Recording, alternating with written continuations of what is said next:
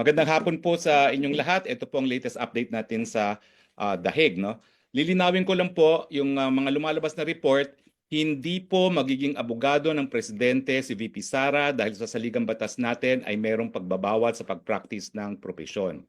So ang kanyang karapatan po bumisita ay birang anak, no? So ulitin ko po, hindi siya papasok bilang isang abogado. Pero kanina po, alas 9 hanggang alas 10:30 ay nakapasok po at nakabisita si Executive Secretary Medaldea, former Executive Secretary Medaldea, at importante po na malaman ninyo kung anong lagay ng ating presidente. So ES, kamusta po ang naging ang ating presidente? Magandang hapon po sa inyong lahat. Okay naman siya. He's in very high spirits.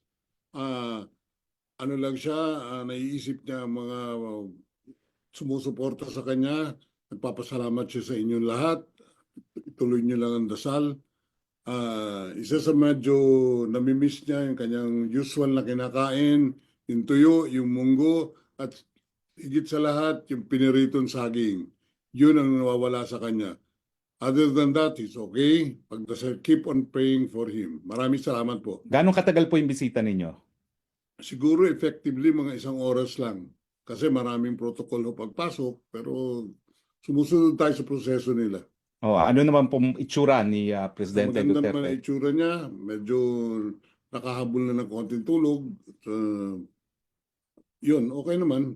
Meron ba po siyang mensahe para sa mga nagmamahal sa kanya dito sa buong mundo? Tinanong ko siya niyan. Sabi niya, mahal na mahal ko kayong lahat. At maraming salamat sa lahat ng suporta na binibigay ninyo sa akin at sa aking pamilya. Okay. So maraming salamat ES. Si ES po ay nagmamadali, nasa baba ng kanyang sundo. We will give you the latest update pag meron naman po. Maraming salamat po. From The Hague, Harry Roque po, your spokes. Bye-bye.